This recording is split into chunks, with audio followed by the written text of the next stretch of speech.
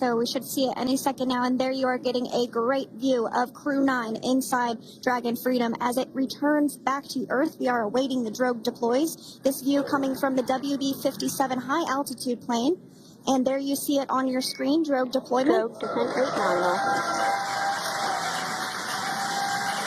You can hear the crowd here. Visual on 2 healthy drogues. The crowd here very excited as Dragon Freedom continues to make its way back to planet Earth.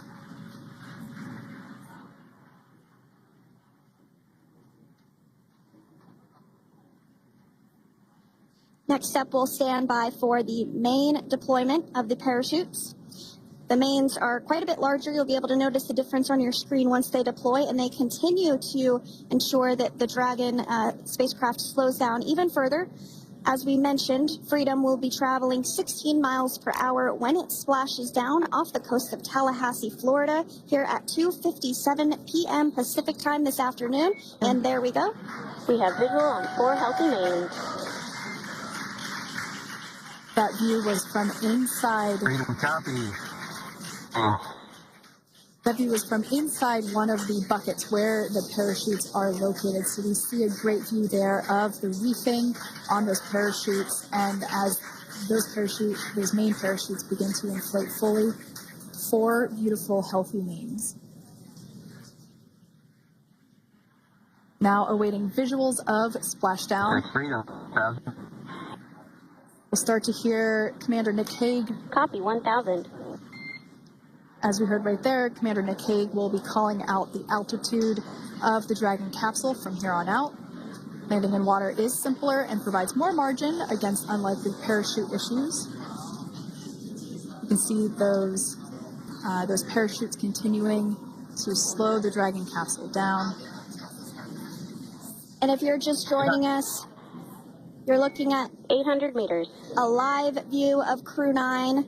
Just minutes away from splashing down off the coast of Tallahassee, Florida. Splash down 2 minutes from now at 2:57 p.m. Pacific. We do have 4 healthy mains really doing the job there. Just breathtaking views of a calm, glass-like ocean off the coast of Tallahassee, Florida. Crew 9 just minutes away from splashing down. This is really such an incredible shot. That Copy, was 600. That was a live view from our recovery vessel, Megan, which is stationed a couple miles away from the splashdown site. We can see the crew there using their restraints as resting places for their arms. They were just in space moments ago, so their arms were able to float freely. 400 meters. This is a gorgeous bluebird day here that we have for the splashdown of Crew 9. It's incredible to think that the Dragon capsule just minutes ago was going over 17,000 miles per hour, and now gently coasting to a soft splashdown. 200. Copy, 200 meters. Brace for splashdown.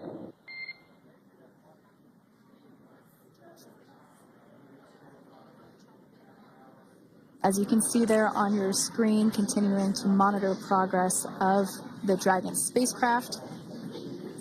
And we're going to stand by for splashdown located in the Gulf of America off the coast of Tallahassee, Florida.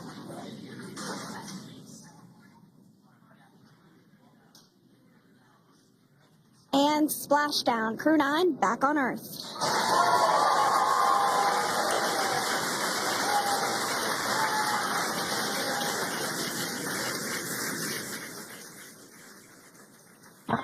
And SpaceX Freedom, splashdown.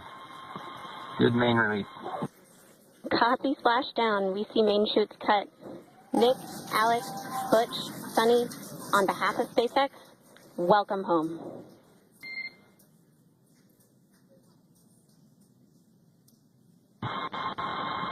It is an amazing, what a ride. I see a capsule full of grins ear to ear.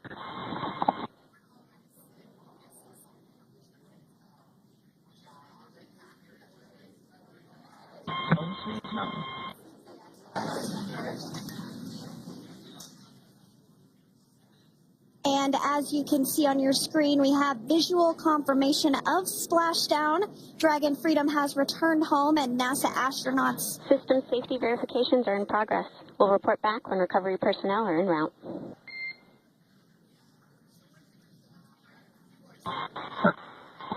Understand. And, we're in section 2, 4.800 landing response. And looking for your words. I'm just going to, is necessary.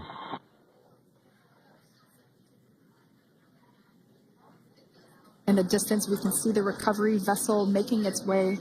Copy, you're in section 2 for the environmental assessment in 4.800. That is not necessary today. Understand. Raise and buzz. So we will continue to have communications between the Corps and Nick Hague, the commander of Crew Dragon Freedom, which just splashed down 2 minutes ago off the coast of Tallahassee, Florida. Dragon Freedom has returned home with NASA astronauts Nick Hague, Sonny Williams, Butch Wilmore, and Roscosmos cosmonaut Alexander Gorbunoff. They're back on Earth after approximately 17 hours of a return journey from space. The SpaceX recovery ship and team have been waiting for Dragon's splashdown, and they will now make their way to the splashdown location. The teams have been ready and waiting about 3 nautical miles away, so it's going to take them about 30 minutes or so to make their way And to... SpaceX Freedom. Pretty sure we're in stable 1. Copy, stable 1. We see the same. It's going to take about 30 minutes for the recovery team to make their way over to Nick, Sonny, Butch, and Alexander, who are still seated and secured inside that Dragon spacecraft there on your screen. Incredible views there of that thermal protection system, or TPS. That Dragon capsule was pristine, white color before it departed the station, and we can see how the reentry phase, the thermal protection system did its job. Now, if you're wondering what that hole, that like bucket area is, that is underneath the side hatch. That is where the main parachutes were stored. So when we saw the Dragon capsule docked at station, it looked very different. The panel that protects and covers the main parachutes, that was still intact, as well as the panels that enclose where the drogue parachutes are located. We can see those fast Freedom. boats. SpaceX is go for recovery personnel to approach. Expect personnel alongside in the next few minutes. Freedom copies. We can see those fast boats. We weren't kidding when we said they were fast. While it does take about 30 minutes for the main recovery vessel to make its way over to the capsule, these fast boats will be doing a couple of things simultaneously. A couple of them are going to be working to retrieve the parachutes that you see in the background there of this drone shot. Those parachutes will be retrieved from the ocean surface. We want to make sure we are able to pull those out. The recovery vessel there closest to the spacecraft is going to be performing some safety checks. We can see there they're using an instrument that is basically working to detect if there are any hypergolic vapors or fumes that are still residing in and or around the Draco thruster nozzles or outlets. The hypergolic fuel, which is necessary for on-orbit burns to maneuver the spacecraft. Unfortunately, those hypergolics are unable to be breathed. They are toxic, and so this team here is doing those initial safety checks to make sure that it is safe for the rest of the recovery team to approach the spacecraft. They're also checking to make sure that any residuals from the pyros are safe and are not going to cause any issues. We can see the team working their way around the spacecraft to do these, basically these sniff tests on all of those Draco thrusters. And as we continue to await the recovery of our Dragon spacecraft with NASA astronauts Nick Hague, Sonny Williams, Butch Wilmore, and Roscosmos cosmonaut Alexander Gorbunoff inside, Dragon has autonomously completed several steps to safe itself following splashdown.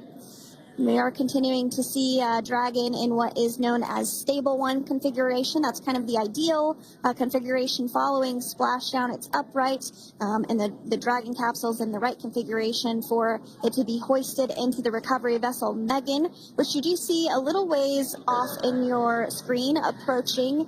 Dragon will continue to remain live on air with you through that recovery process, all the way through the point where the crew is extracted from the Dragon spacecraft. Now, if you are just joining us, the mission has gone smoothly so far. Dragon successfully splashed down off the coast of Tallahassee, Florida at 2:57 p.m. Pacific, 5:57 p.m. Eastern Time this afternoon. Approximately 17 hours prior to splashdown, Dragon autonomously undocked from the International Space Station, completed a series of departure burns, jettisoned its trunk section, and performed its final burn, the deorbit burn. This placed the Dragon spacecraft on a trajectory toward Tallahassee, Florida. Dragon successfully re-entered the Earth's atmosphere, followed by deployment of its parachutes to slow the spacecraft down to a gentle splashdown. We're now going to follow the Freedom. Hypergol sweeps and unfired ordnance checks are nominal. Rigging is in progress. Approximately 25 minutes until capsule lift. Stand by for PMC with SpaceX flight surgeon. Copy.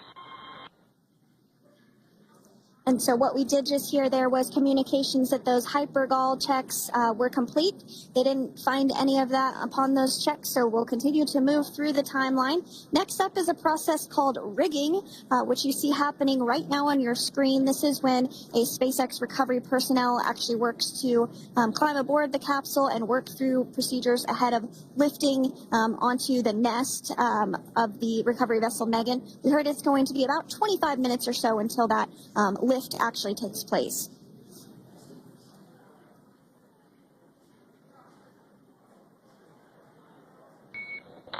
Okay, Freedom, the next call will be from the SpaceX flight surgeon on Dragon and Ground Private. Understand. Thank you.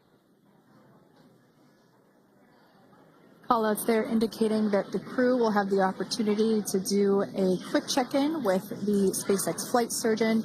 This is standard procedure for every Dragon spacecraft when it returns to Earth. It's just an initial check-in, make sure everybody is doing okay. They will also have another check-in with the flight surgeon once they are on board that recovery vessel that you see there in the background.